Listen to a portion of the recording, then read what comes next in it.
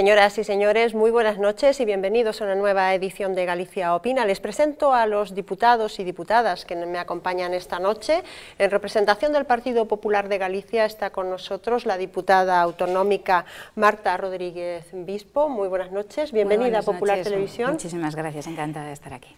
En representación del Partido Socialista de Galicia está con nosotros el diputado Miguel Ángel Rodríguez. Muy buenas noches, bienvenido. Buenas noches, gracias igualmente. Y finalmente, en representación del Bloque Nacionalista Galego está con nosotros la diputada Ana Luisa Bouza. Boas noites e benvida unha vez máis. Nos acompaña también, como siempre, nuestro compañero de redacción, Marcos González, que nos irá transmitiendo las sugerencias y preguntas de nuestros telespectadores. Muy buenas noches, Marcos. Hola, buenas noches a todos. Una semana más seguimos recibiendo correos de nuestros espectadores que hoy nos preguntan por la nacionalización de YPF y por el polémico viaje del rey. Lo iremos viendo.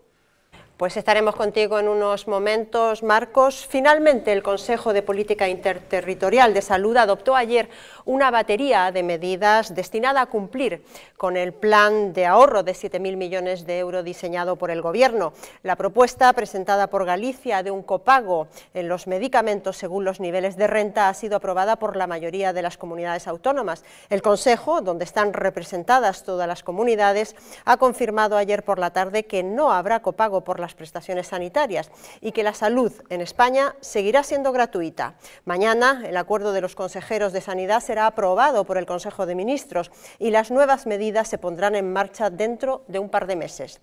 Y esta semana también se han reunido los consejeros de Educación con el ministro José Ignacio Wert para consensuar las medidas de ajuste de otros 3.000 millones en materia educativa. Se incrementará el número de alumnos por clase y las horas lectivas de los profesores. En Galicia, el consejero de Educación ya anunció que se sentará a dialogar para alcanzar acuerdos con el profesorado. Para ambos ministros, Ana Mato y José Ignacio Wert, las medidas permitirán seguir garantizando los modelos públicos de enseñanza y sanidad en el futuro. Pues a pesar del debate y de la rumorología, no habrá copago en la asistencia sanitaria, es decir, que ni usted ni yo tendremos que pagar por asistir a una consulta médica, pero para ello sí que tendremos que hacerlo en los medicamentos. Ampliamos la información con este informe. Estado y comunidades autónomas aprobaron ayer implantar una tasa por la compra de medicamentos. Por primera vez en la historia del Sistema Nacional de Salud, los pensionistas no disfrutarán de gratuidad total a la hora de adquirir sus medicinas y los ciudadanos que cobren pensiones contributivas deberán abonar parte del coste de sus medicamentos. Hemos fijado un porcentaje de aportación de los pensionistas de 10%, pero, lo más importante, con un tope.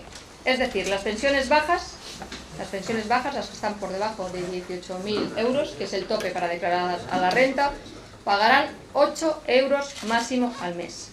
Y las pensionistas que tienen una pensión superior a la cifra de 18.000 euros, es decir, que tienen obligación de declarar la renta, tendrán un máximo de 18 euros al mes. La reforma también afectará a los trabajadores en activo. Aquellos que ganen menos de 18.000 euros seguirán pagando el 40% de sus recetas. Los que superen esa cantidad verán elevada su aportación hasta el 50% e incluso hasta el 60% si pasan de los 100.000.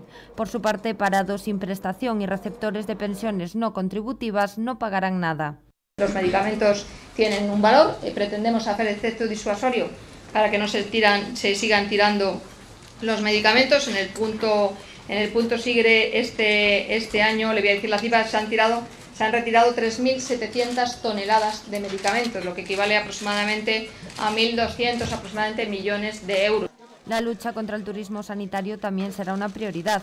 Con este objetivo se modificará la normativa y se reformará un artículo de la Ley de Extranjería para garantizar que todas las personas que acceden a estas prestaciones sanitarias viven y trabajan en el país. La creación de una cartera única de servicios común en todo el territorio, la constitución de un fondo de garantía asistencial para solucionar los problemas de las personas que viven en los límites de las comunidades autónomas o la puesta en marcha de una tarjeta sanitaria única para todo el Estado son otras de las medidas que completan el paquete. El plan con el que el Gobierno calcula ahorrar cerca de 7.000 millones de euros será aprobado por el Consejo de Ministros este viernes y empezará a hacerse efectivo en un plazo de 2 meses. Bien, si les parece, son muchas las medidas en materia sanitaria, si les parece vamos a recapitular un poco de manera muy esquemática las principales medidas de ahorro en el gasto farmacéutico. Lo pueden ver en el siguiente recuadro. Los principales cambios en materia sanitaria: los pensionistas pagarán un 10% de los medicamentos en función de la pensión, los que tengan unos ingresos inferiores a 18.000 euros pagarán como máximo 8 euros mensuales, los trabajadores en activo pagarán un 10% más, es decir, si hasta ahora estábamos pagando un 40%, pasaremos a pagar un 50% del total. Los parados sin prestación no pagarán absolutamente nada y los trabajadores en activo, en general, pagarán en función de su renta. Los ingresos inferiores a 18.000 euros continuarán pagando solamente el 40%, como hasta ahora, no hay modificación. Los superiores a 18.000, un 50%, y los ingresos superiores a 100.000 euros llegarán a pagar hasta un 60%. Ese es un poco el resumen, de manera un poco esquemática, de las modificaciones. Las otras medidas que se han tomado también ayer en la reunión: una cartera común de servicios sanitarios para todos los españoles, eso también supone una tarjeta sanitaria única, un catálogo de categorías profesionales, una central de compras que tendrá como objetivo optimizar al máximo los recursos, y el fin del turismo sanitario para los extranjeros que no residan en España. Por último, un último gráfico antes de que iniciemos el debate sobre la comparativa en materia europea. En prácticamente todos los países de nuestro entorno se paga, existe un copago, esta vez sanitario, que no es lo mismo que lo que acaba de decidir el Consejo de Política Interterritorial. En Italia se pagan 10 euros por ir a un especialista, 25 euros por una falsa urgencia. En Portugal es un sistema deficitario, a pesar de que existe copago desde hace un año y medio. En Francia hay que adelantar la factura, es decir, se debe pagar, y se paga además el 20% de la consulta. En Alemania hay un copago de 10 euros y en Reino Unido se está ahora barajando una reforma que apunta a la privatización de la sanidad. Bueno, con todos estos datos yo espero que el telespectador ya haya podido digerir un poquito las principales novedades que nos afectarán dentro de un par de meses. Comenzamos. Señora Rodríguez, yo me imagino que desde su partido estarán satisfechos porque prácticamente estas medidas son la propuesta que llevaba Alberto Núñez Feijóo, que lleva diciendo desde hace ya un par de meses que su postura era la del copago farmacéutico en función de la renta, ¿no? Exactamente, desde el Partido Popular estamos muy satisfechos porque además está, como usted dice perfectamente, es la propuesta que llevaba Galicia, la propuesta del presidente Feijóo, que siempre abogó por conseguir un aporte, porque esto realmente es un cambio en el aporte. Ya hacíamos un copago, realmente hacíamos un copago, pero es el buscar un aporte más equitativo y precisamente buscar la solidaridad con los demás y la equidad, de manera que el que más tiene más paga y el que menos tiene menos paga. De hecho, con esta propuesta en función de la renta, pues por primera vez los parados de larga duración que no reciban prestaciones asistenciales podrán evitar el pago de los medicamentos. Porque hasta ahora no era así. Hasta ahora no era así, y además el era injusto. Pagaba igual que el activo, ¿no? Exactamente, pagaba igual que el activo, y es más, el parado joven, tampoco había una distinción por edad como hay ahora, el parado joven pagaba exactamente igual que el jubilado con una renta altísima, que podía pagar perfectamente los medicamentos. Señor Rodríguez, ¿por qué el Partido Socialista no está de acuerdo cuando hay con este principio de equidad? Ustedes no comparten la medida, de hecho, en las comunidades donde gobierna el Partido Socialista han dicho que probablemente no la apliquen, ¿no? Primero permíteme una corrección, soy Miguel Ángel Fernández. Ay, perdón, bueno, perdón. No te preocupes, seguro que te pasaron mal el dato, pero vamos a ver. Disculpe. Mira, no, por Dios, solo faltaría.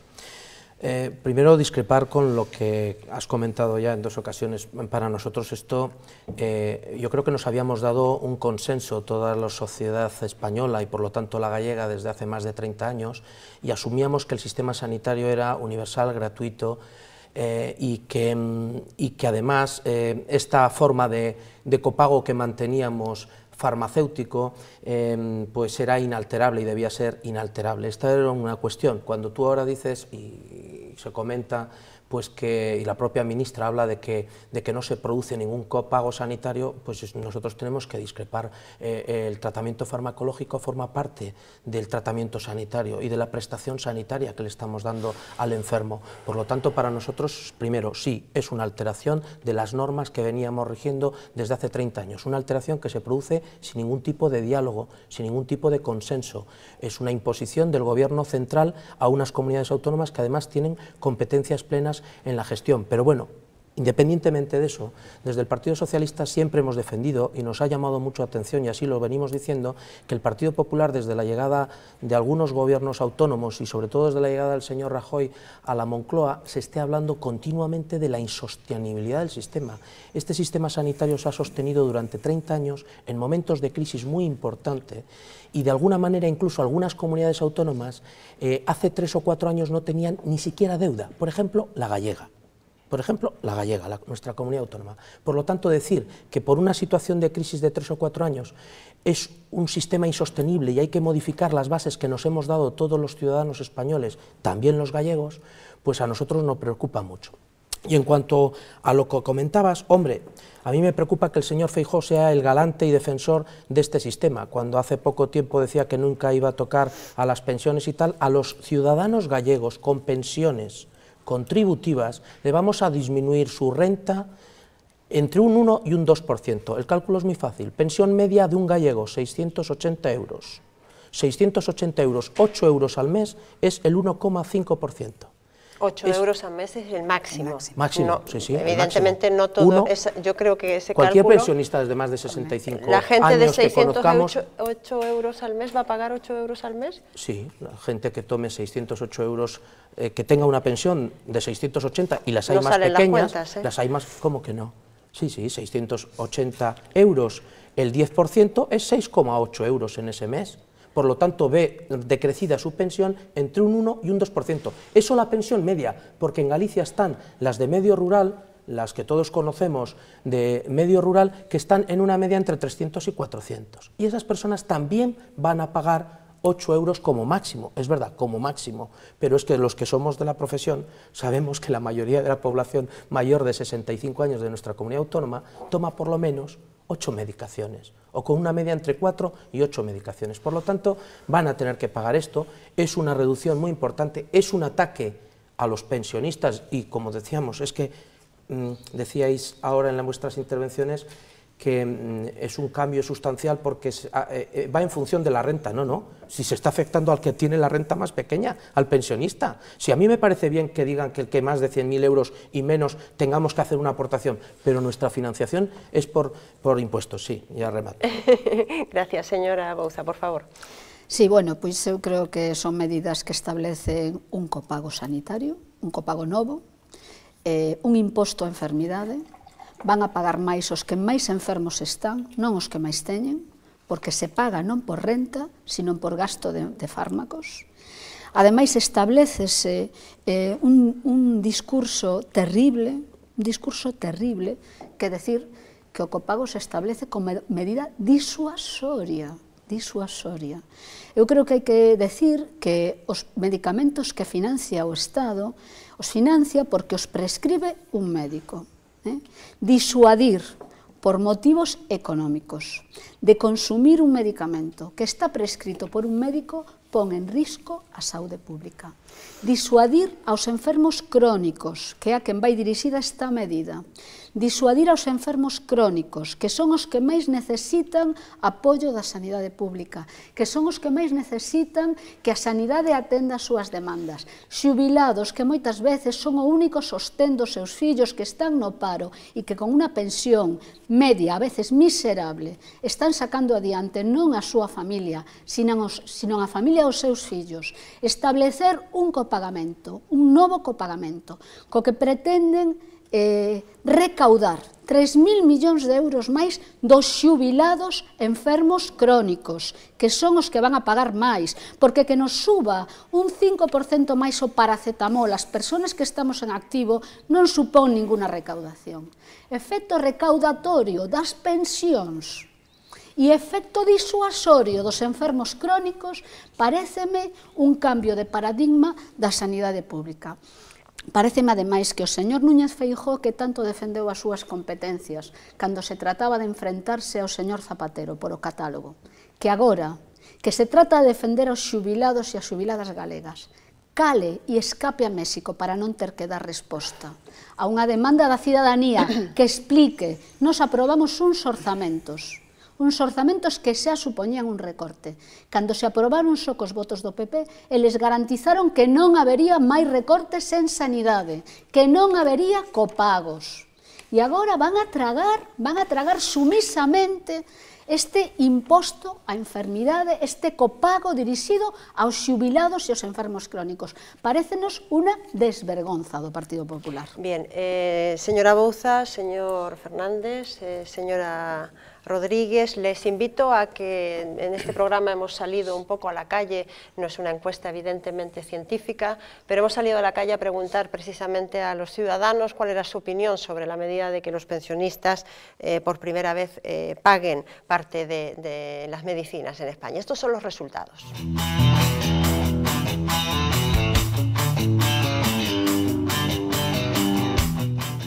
Muy mal, o sea, porque ya se pagó y ahora volver a pagar me parece, vamos, horrible, horrible. A los pensionistas sí, vamos, a todos los que nos van a subir. Non me vexo moi ben, No, está moi mal, os medicamentos non debían cobralo. Hombre, non sei, moito sueldo non teñen para poder pagar moito, pero en vez de gastalo mellor en moitas outras cousas. Bueno, pois a verdade non é xusto, porque pagaron toda a vida e non é moi xusto, a verdade. Porque cobro máis que a min, que eu estou traballando e teño que pagalos tamén, Porque hai pensionistas que cobran máis que a min tamén, Entonces ten dereito a pagar tamén, Bueno, en parte, porque hai outras que hai jubilados que lo pueden pagar, pero otros no. Bueno, mira, yo soy pensionista y lo veo bien. ¿Por qué? Hombre, pienso que la gente está acostumbrada a llevar todo gratis y tampoco es así. Pienso que todo el mundo debería de contribuir. Pues me parece bastante facilidad. Medicamentos necesito bastantes, algunos caros. Y si tengo que abonar de lo poco que cobro, la verdad es que no me llega ni para luego ni pa chufas. Bueno, como siempre, esto evidentemente no es una encuesta científica, pero da un poco la idea de lo que se siente en la calle. Hay un poquito de todo, como vemos, hay incluso gente que está a favor, ¿no? Señora Rodríguez, su opinión. Vamos a ver, nosotros seguimos opinando que la medida es muchísimo más justa. Lógicamente tenemos que darnos cuenta de que cuando algo nos lo dan gratis y de repente nos dicen que tenemos que aportar una pequeñita cantidad, lo normal es que todos protestemos, ¿no? Pero lo que hay que tener en cuenta es que estos pensionistas que tienen pensiones muy bajitas, sigue siendo gratuitas las medicinas para ellos. Lo único que se busca es que los pensionistas que tienen un poder adquisitivo alto paguen sus medicamentos, como los demás. Tengo que disentir, aprovecho la oportunidad, porque yo creo que la señora Bouza no ha interpretado muy correctamente en lo que se refiere la ministra Ana Mato cuando habla del efecto disuasorio. El efecto disuasorio no se refiere precisamente al consumo de medicamentos recetados por un médico y necesarios para el tratamiento de una enfermedad, sino que se refiere a ese acopio de medicinas que hay en muchísimos hogares españoles, que se estiman, según el barómetro del CIS de Sanidad, en unos 4,5 millones de envases. Eso no paga sanidad en pública. Casa. Esos se pagan por recetas médicas y se llevan, sí, señora Bouza, se llevan para muchísimos tratamientos. Usted conocerá, como conozco yo, pues jubilados que han tenido pues, un deterioro en su enfermedad y en principio tomaban una serie de medicación que luego se les sigue manteniendo. Porque receta un médico. Se les sigue manteniendo en el sistema sanitario que estamos hoy. Porque la receta un médico, no, porque la gente, usted sabe que va a buscar recetas porque son gratis y muchas veces el médico ya da. Vamos a ver, el médico no tiene tiempo, probablemente habrá que hacer muchas más cosas. E non culpabilizar aos doentes, que non teñen por qué saber que xa non teñen que tomar esa medicación. No estamos culpabilizando a los doentes, probablemente tiene usted toda la razón que hay que tomar más medidas, desde luego que sí, y muchos especialistas hablan de que hay que tomar muchísimas medidas, porque yo sí que no estoy de acuerdo con que el sistema es sostenible, porque el sistema no es sostenible con la deuda que tenemos de 15.000, algunos ya hablan de los 18.000 millones de euros. Entonces, algo hay que hacer. Es el sistema sanitario mejor que tenemos en toda Europa. De eso yo creo que estamos todos de acuerdo, ¿no? Todavía has comentado hace un ratito, en todos los países había que hacer aportación tanto para prestación sanitaria, cosa que Galicia sigue diciendo que el copago por acto sanitario no se hará. Esto es simplemente, volvemos a decir, un cambio en la distribución de la aportación farmacéutica que ya se hacía y un cambio que consideramos más justo. Pero simplemente para terminar, decir que nosotros, desde luego y desde el Partido Popular, somos ciudadanos, no vivimos ni en la estratosfera y vivimos en la sociedad como todos. Y tenemos familia y amigos de distintas rentas. Y nosotros, desde luego, no queremos tomar medidas que vayan en contra de nosotros mismos, sino que lo que tratamos de hacer es mejorar la sociedad en que vivimos y conseguir que este sistema siga perdurando, porque nos interesa que nuestros hijos y nuestros nietos disfruten de él también. Señor Fernández, brevemente para poder seguir con otras cuestiones. Bueno, yo creo que no podemos hablar, vamos, me parece una hipocresía decir que esto es una medida justa y equitativa o que defiende la equidad, porque no es ni justa ni equitativa, y creo que los propios personas que acaban de hablar lo acaban de decir. El 90% de los pensionistas gallegos cobran menos de 1.500 euros al mes, por lo tanto el 90% de los pensionistas van a tener que pagar pues un máximo de 8 euros. Esto significa 65 millones de euros menos en las pensiones de los gallegos. El cálculo es muy fácil. Son simplemente multiplicar los 720.000 pensionistas gallegos por 8 euros al mes y por 12 euros al año. Esa es la realidad. Esa es la realidad, Marta, lo veamos como lo veamos. Luego, efectivamente, efecto disuasorio. Miren, desde hace unos años existe un programa que se llama Janus, que se ha extendido ya de forma universal, que evita que hagamos acopio de medicamentos, porque uno no puede ir a la farmacia y no le dan su medicación hasta que no ha rematado el plazo del anterior. Y si queremos luchar contra ese sistema, contra eso que algunos llaman acopios, que yo coincido con Ana Luisa en el sentido de que quien hace acopios muchas veces es a costa pues, de un fallecido que ha fallecido y se queda con la medicación, toda una serie de cosas que no son un gasto ahora en ese sistema, no lo son para nada. Si queremos hacer, hay otra serie de medidas como las que se empezó de acuerdo con todas las fuerzas políticas, el gobierno central anterior, que era la prescripción con la dosis exacta. Claro. Y caminemos hacia ese camino, pero no carguemos sobre el pensionista, porque lo cargamos sobre el pensionista, pues todo este nuevo copago o aumento del copago farmacéutico. Y perdonar que dude, la credibilidad del señor Rajoy, después de estarle escuchando durante 4 meses de precampaña, decir que no iba a haber ningún tipo de recargo de medicamentos y que, por supuesto, las pensiones no las iba a tocar, pues ahora a mí, cuando ayer le preguntan a alguien del gobierno si va a haber copago asistencial y dice que no, porque no puede haber copago asistencial, pues yo tengo mis dudas, porque la credibilidad de este gobierno desde luego está en solfa. Señora Bouza, brevemente, por favor. Moi brevemente, sobre o copago asistencial. Ben, hai enriba da mesa, sin desenvolver, outra proposta, que é a cartera de servicios mínima. A cartera de servicios mínima, con servicios que non van a estar dentro desa cartera mínima, que van a ser supletorios, vai a supoñer a introducción do copago por esos servizos.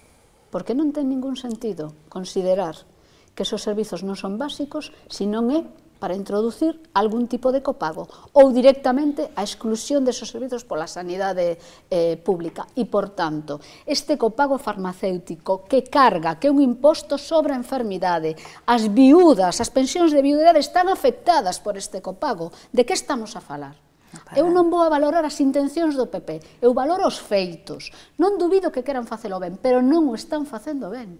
Non o están facendo ben. Están cargando a crise sobre os xubilados. É un paso adiante contra o abismo.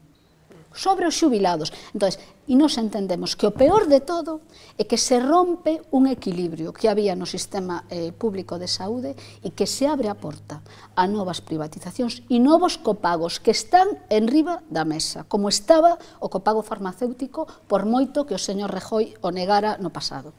Bien, cambiamos de tercio porque evidentemente si no este tema nos daría para mucho, seguramente para varios programas. Ya hemos hecho varios y seguiremos hablando de él seguramente. Pero vamos con la primera pregunta del telespectador. Marcos, por favor, adelante. Pues la primera pregunta de esta noche nos la envía Carmen Comesaña, una espectadora escandalizada por la nacionalización de la petrolera YPF, que como todos saben es una filial de la compañía española Repsol. Carmen quiere saber si les parece completamente legal la decisión que ha tomado el gobierno argentino, cuál es su opinión personal al respecto y qué medidas, según ustedes, deberían tomarse desde España. Bien, YPF. Señor Fernández, comienza usted. ¿Cuál es su opinión? ¿Es legítimo, no es legítimo? ¿Qué puede hacer España? ¿Qué puede hacer Europa? Lo que puede ser legítimo para nosotros puede no serlo para los argentinos o viceversa, pero está muy claro que estamos en un mercado internacional. Bueno, hay un derecho comercial y un derecho internacional, ¿no? Que es válido para todos, ¿no? Eso mismo iba a decir, pero una cosa es lo que uno considere como legítimo y otra cosa es lo que considere como válido. Entonces la pregunta está mal hecha. ¿Qué es legal y qué no es legal? Vale, dentro del marco constitucional o reglamentario o legal que nos hemos marcado evidentemente en este mundo con la libre competencia y que tal, estamos ante una empresa española que compra una filial o que se hace cargo de una empresa argentina en su momento y que por lo tanto en estos momentos cuando se hace la expropiación de esa empresa se debe hacer con todo el marco legal y correcto. Nosotros desde luego no defendemos para nada la actitud que ha tomado el gobierno argentino, mucho menos pues después del cambio de actitud que se le ha visto en los últimos meses y consideramos que se tendrán que tomar las medidas oportunas desde el punto de vista legal y valoración adecuada de esa empresa y reporte a la empresa Repsol de la parte que le corresponda por esa expropiación. Y dicho esto, pues creo que ya hemos dejado muy claro que al contrario de lo que han hecho otros vamos a estar defendiendo las posiciones españolas, estemos en el gobierno o no estemos en el gobierno. Muy bien, señora Bouza. Su partido entiendo que es de los pocos que legitima la expropiación de Argentina. Non somos ninguén para legitimar algo que entendemos que é legítimo de por sí, e é que os gobernos teñen o dereito a decidir sobre os recursos naturais, sobre os seus recursos naturais. Nos non coñecemos o detalle do conflicto, nos entendemos que un conflicto que terá unha vía de solución a través do dereito internacional e dos acordos, do cumplimento dos acordos que se teñen establecidos coa privatización no seu día de YPF, pero nos entendemos que en calquera caso o goberno español está un pouco sobreactuando defendendo con ese ahínco os intereses de unha multinacional, por moito que teña sede no Estado español.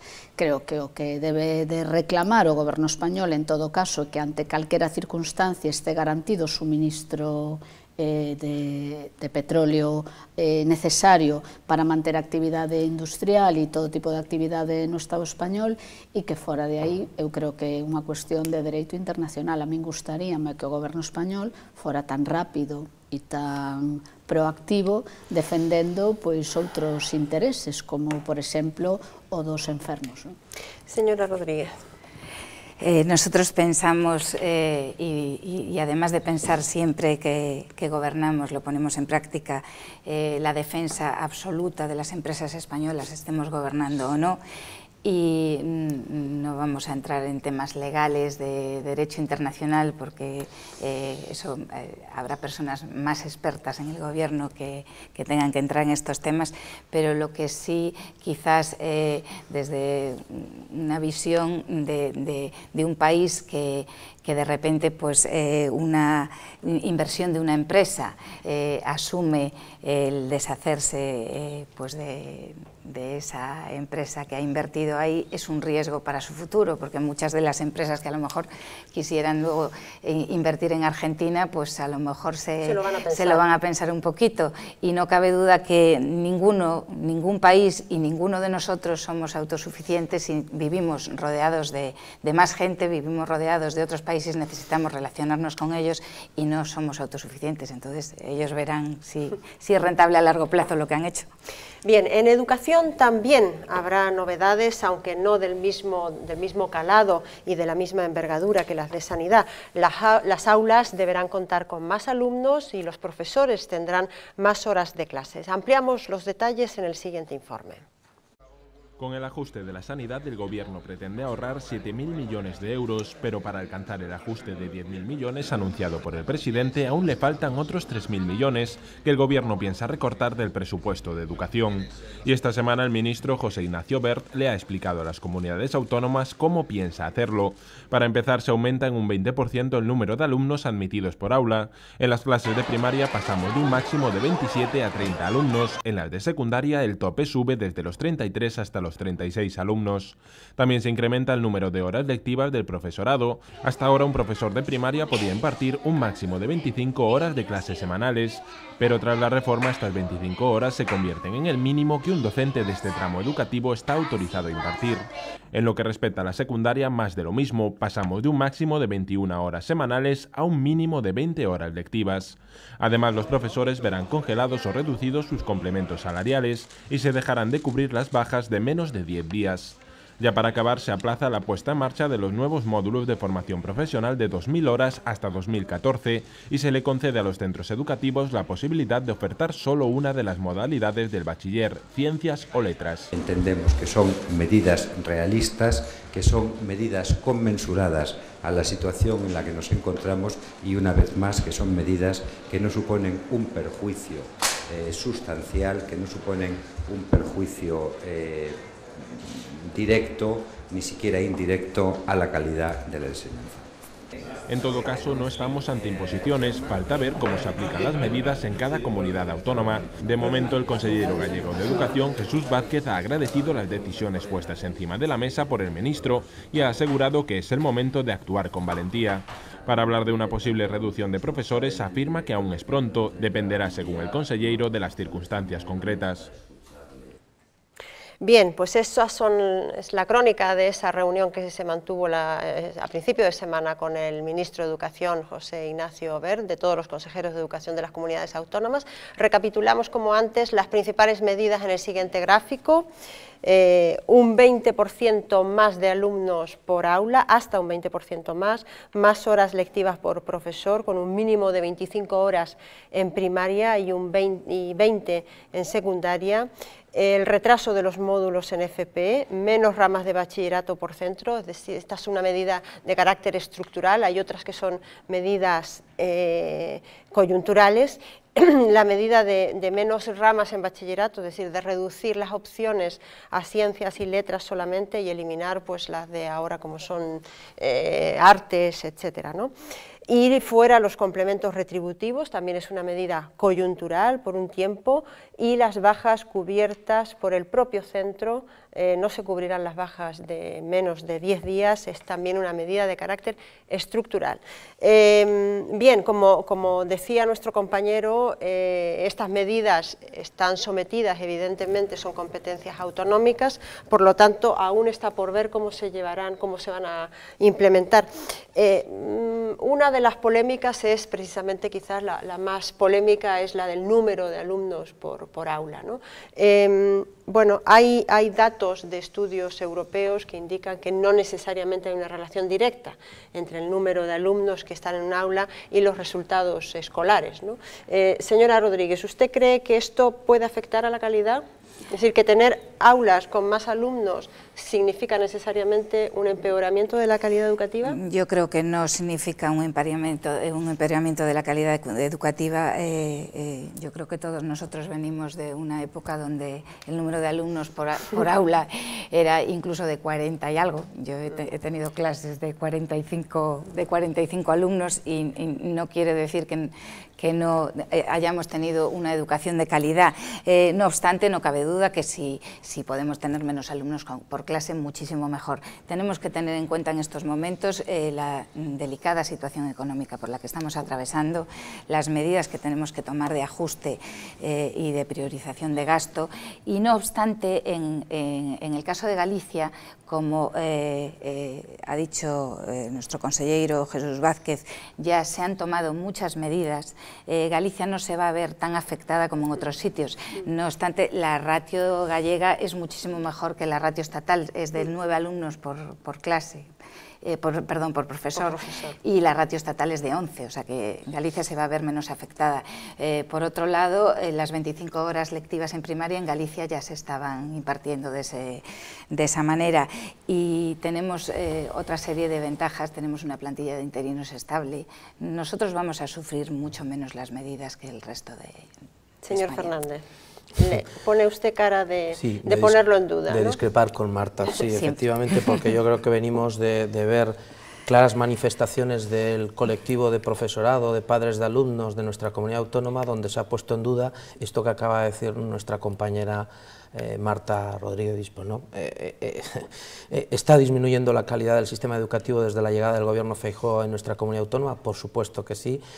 No se sustituyen a los profesores, y ahora a nivel estatal dicen que van a proponer que no sustituyan las bajas de menos 10 días, y los niños van a estar o sin la clase o dando la clase una persona que no es profesorado de esa materia, como está pasando ya en nuestra comunidad autónoma. A mí me parece inconcebible que digamos que estas medidas no van a disminuir la calidad. Claro que nosotros estuvimos en clases de 45 y 50 niños, y claro que sabemos que no es lo mismo dar clase a 45 niños que a 20, ni el tiempo que le puedes dedicar, igual que no es lo mismo para un médico dedicarle 8 minutos en atención primaria que dedicarle 1 minuto y medio. Esa es la realidad. ¿Cómo podemos decir que no va a repercutir en esto? Lo que pasa es que, basándonos en la crisis, lo que estamos viendo, al menos es nuestra opinión, es que el Partido Popular lo que hace es un ataque ideológico a la sanidad pública y a la educación pública, y es tan evidente como que dicen que van a reducir 10.000 millones en estas dos materias que son fundamentales, y ni siquiera presentan una memoria económica de lo que va a suponer cada una de las medidas que nos están proponiendo. Esto es un brindis al sol que además esta tarde va a tener una repercusión todavía mayor, porque parece ser que van a anunciar la subida de las tasas universitarias, y esto es el mayor golpe que se puede producir a la igualdad de oportunidades en nuestro país. Cuando una sociedad, con el número de parados que tenemos, con las dificultades económicas que estamos pasando, a un padre de familia con 3 o 4 niños que estén capacitados, que tengan calidad y que tengan ganas de estudiar en una universidad, y se ve abocado a que no pueden estudiar por el incremento de las tasas universitarias y la disminución de las becas que está produciendo este gobierno, yo me pregunto qué igualdad, qué calidad de educación podemos dar y qué futuro nos espera a los jóvenes de nuestro país. Desde luego, para nosotros nos parece que muy negro con un gobierno como este. Señora Bouza. Si, ademais de, creo que non ten discusión que cando a busca da calidade se basa en menos nenos por aula, é porque menos nenos por aula dan máis calidade, non? E ese é o paradigma, e se renuncia tamén a eso. Pero eu creo que en Galiza vai a ter dous efectos, esta reforma vai a ter dous efectos engadidos. Hai que pensar que moitos concellos do rural só teñen un centro de secundaria de referencia. En este momento, os rapaces que van a esos centros de secundaria, que si queren ir a outro, terán que trasladarse a vivir a outro sitio, van a ter que escoller entre ciencias e letras. E, por tanto, a diversidade das posibilidades que teñen de escoller redúcense drásticamente. Un agravio para a xente que vive no rural. E tamén vaise dar... É unha situación que ya se da non se da neste momento, porque hai institutos onde poden escoller. Que non ofrecen máis de esas dos opciones, la gran maioría. Do rural, casi todos ofrecen esas dúas opcións. E vaise dar unha situación tamén no urbano, no entorno urbano. Que se van a dar?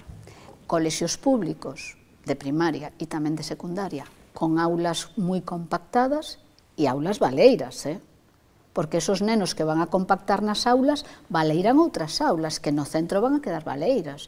Non é que haxa moita demanda de estudiantes que queren ir e por eso os teñan que agrupar, non, é que ao lado desas aulas compactas vai haber aulas baleiras porque non hai profesorado. E outra cousa máis, ao lado dese colexio público que ten aulas compactadas e aulas baleiras, vai haber un concertado que vai a estar financiado cos nosos impostos. E a min resúltame realmente curioso que en ningún caso se fale de reducir os concertos co ensino privado. Curioso, porque teóricamente o ensino privado concértase subsidiariamente, porque non hai espacio nos centros públicos para atender a demanda. E por eso se inician os concertos coa privada. Pero en estos recortes que afectan de maneira importante a calidade, a diversidade, a calidade do servizo público que é a educación, non afectan en absoluto nin a cantidade, nin a cualidade, nin as condicións dos concertos co ensino privado. E me parece que isto é claramente un recorte de fondo ideolóxico. Señora Rodríguez, no sé si por alusión quiere usted responder. Sí, vamos a ver. Primero decirle que por supuesto que estamos totalmente de acuerdo en que cuanto menos alumnos podamos tener por clase, pues muchísimo mejor. Y si pudiéramos tener clases de 5 alumnos, mejor que de 10. Pero tenemos que vivir en las condiciones que tenemos que vivir y con las circunstancias que tenemos actuales, que no son precisamente de bonanza económica. Es como yo pongo muchas veces el mismo ejemplo, es como el ama de casa. Si bajan sus ingresos, pues hay que priorizar en los gastos y hay que tomar medidas para poder seguir manteniendo el mismo tipo de vida, pero priorizando de otra manera, ¿no? Está muy claro que, y está demostrado desde el gobierno Feijóo, que yo no estoy de acuerdo con mi compañero Miguel Ángel, que haya disminuido la calidad de la educación, sino que al contrario, que los resultados nos dicen que a pesar de que la inversión económica durante el gobierno bipartito, por ejemplo, fue un 30% mayor, sin embargo, el fracaso escolar en estos momentos ha bajado respecto al gobierno bipartito en 5,2 puntos, lo cual es una noticia creo que bastante interesante para todos. Se han reducido también la conflictividad en las aulas y el gobierno de Feijóo ha conseguido que haya un aumento de 4.000 alumnos en formación profesional. Se ha establecido la formación profesional a distancia, lo que ha servido pues para que mucha gente pueda estudiar y pueda conciliar la vida laboral y familiar. Y ha habido pues muchísimos proyectos educativos como el proyecto Avalar, el buscar el plurilingüismo. Yo creo que en educación estamos avanzando y mucho. Lo que ocurre es que la situación económica no nos acompaña en estos momentos. Y por otro lado, quisiera decirle a la señora Bouza que en estos momentos, es que no podemos evadirnos de la situación en la que estamos viviendo, tenemos que vivir con ella, y que hoy los conciertos con los colegios son muy necesarios, porque hoy no se podría sostener el sistema público sin esos centros concertados.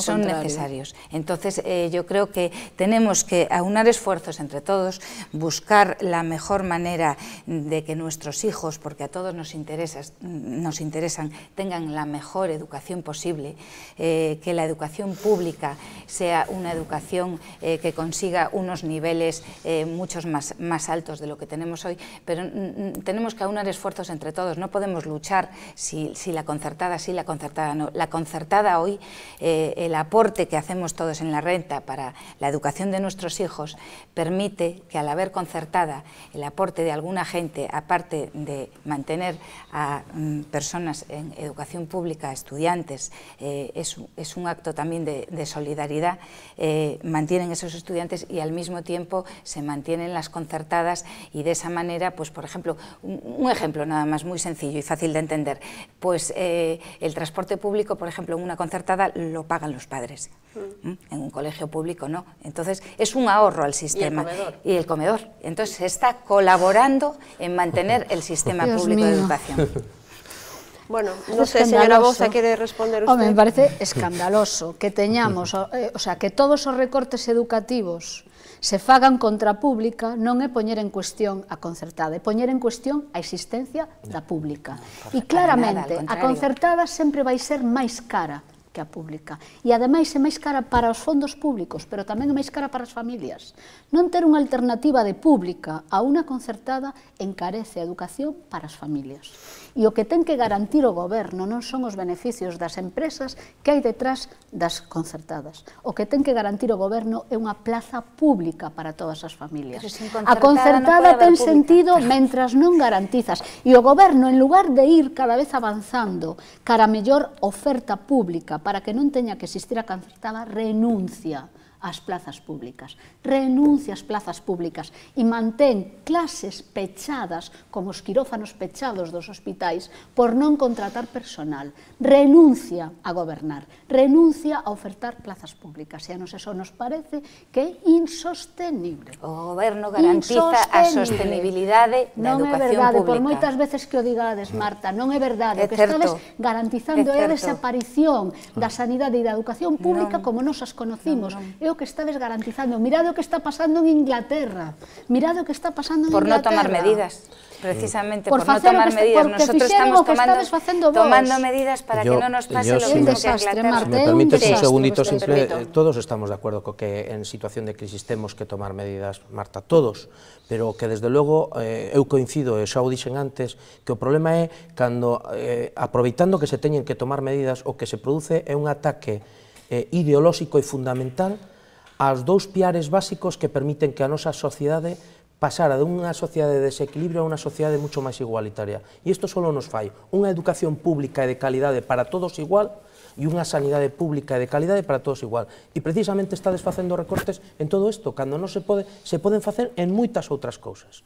Podemos facer outro programa, pero podemos falar de cales son as alternativas, pero incluso dentro da xestión económica sanitaria o de educativa. Sin embargo, son las dos partidas que se llevan el grueso de los presupuestos de las autonomías, el 40%, pero non estamos orgullosos. Porque son os servicios que se prestan. Claro, porque non estamos de acuerdo. Se prestan servicios, non son burocracia, esos gastos non son de funcionarios que están facendo. Son los que provocan los déficits de las comunidades autónomas. Pero se prestan servicios de calidade.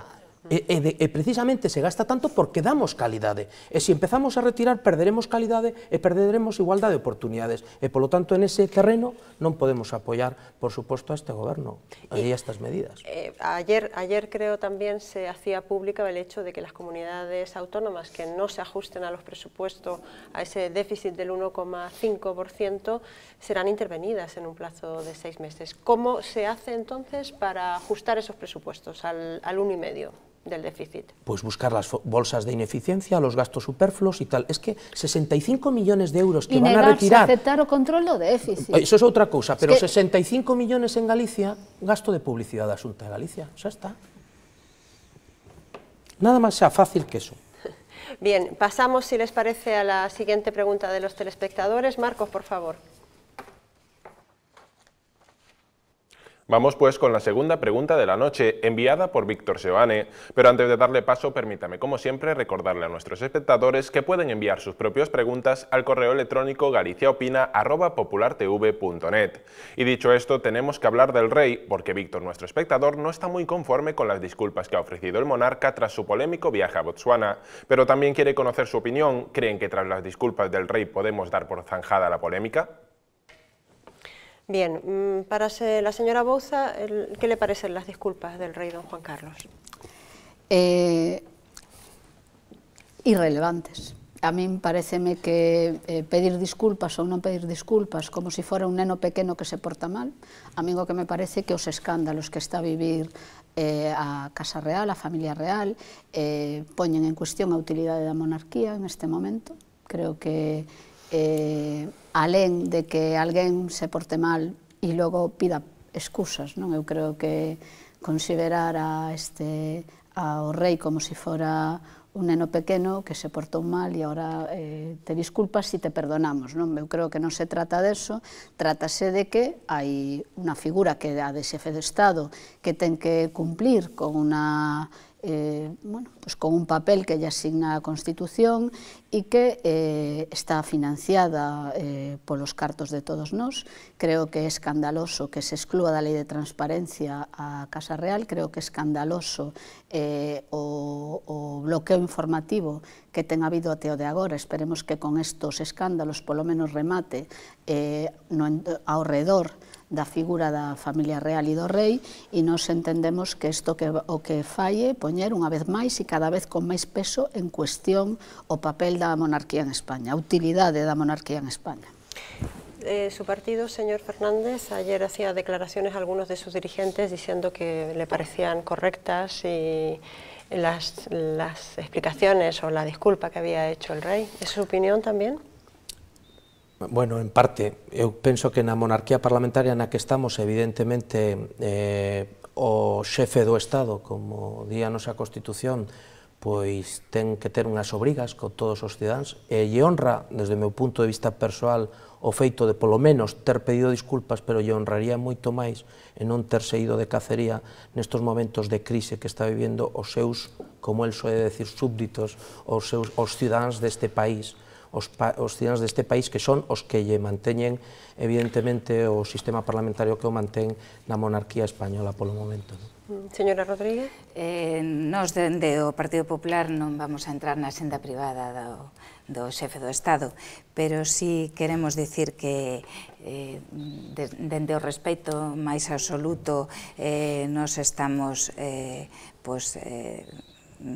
acordo con este xesto do rei de España de pedir disculpas. Non estamos de acordo en que sea como un neno pequeno, senón que lle honra pedir disculpas e demostra unha grandeza pola súa parte, e isto demostra unha vez máis que a Coroa está en perfecta sintonía coa sociedade española. Bien, pues con esta última valoración sobre esas declaraciones del rey de España, don Juan Carlos, cerramos este programa por hoy. Señora Bouza, muchas gracias, como siempre, por su participación. Señor Fernández, gracias, y perdónenme de haber confundido apellidos. Señora Rodríguez, un placer tenerla aquí por primera vez, espero que vuelva. Muchas gracias, y a todos ustedes, pues muchas gracias por su atención. Yo les espero, como siempre, el próximo martes en la tertulia de periodistas. Hasta entonces, tengan una feliz noche. Adiós.